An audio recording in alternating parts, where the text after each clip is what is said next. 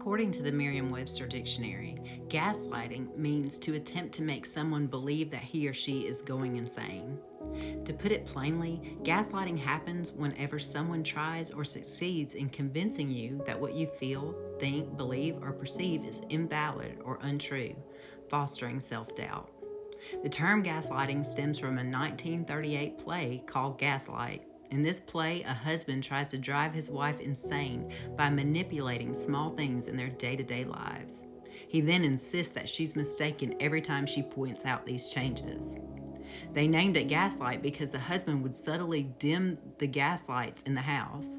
Of course, she notices this and tells him about it, but he insists she's making it all up. It may seem devious, pre-planned, and like something only someone truly evil can do, but gaslighting is actually a lot more common than you think.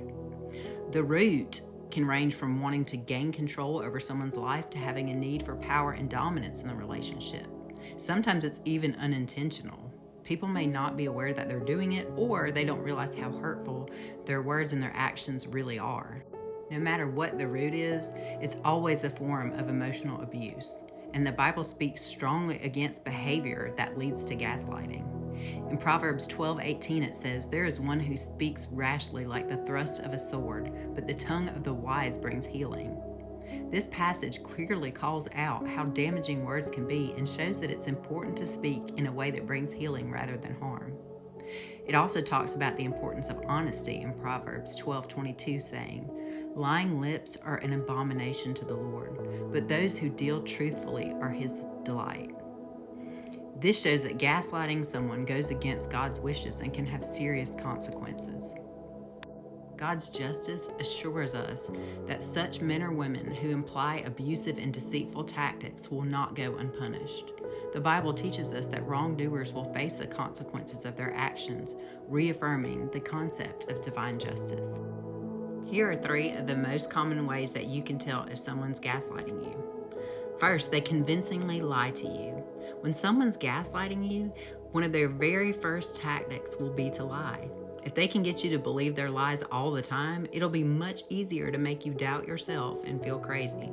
If you've caught someone lying to you more times than you can count, imagine the times that you did not catch them. They've been using your trust against you. But don't worry, once you're able to separate the truth from the lies, they'll lose their power over you. Next, they confuse you and bring you down. You know you're being gaslit when someone can twist everything to make it seem like you're wrong. They will lie, deny, and twist the truth to make you feel crazy, and it might be so subtle that you actually believe them.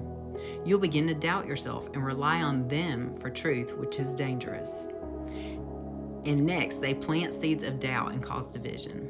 If they can get you to doubt and withdraw from everyone who cares about you, you'll end up relying on them because you'll feel like they're all you have and they're the only one who cares. When you begin to doubt your own health and sanity and you have no one else to talk to, they can take total control over you and make you believe whatever they want. If someone has taken it this far, they are gaslighting you in the most dangerous and unhealthy way. God is with you. He loves you. There are others who love you. You are not alone, and you do not have to depend on this person no matter how much they convince you that you do. They are not good for you, and they are wrong about the people they pulled you away from. Do not isolate yourself from godly friends and family. And if this person is someone you have a lifetime commitment with, seek counseling. But if not, if it's a new friend or someone you're dating, end that relationship now and you will thank yourself later. Go to God with your concern. He's always there and you can always trust him. His word always remains true and his presence is real. And pray against gaslighting. Next, you need to give yourself a break. This person's made you feel crazy for so long and now you feel stupid for not realizing sooner what they did. But you're not stupid and you were never crazy.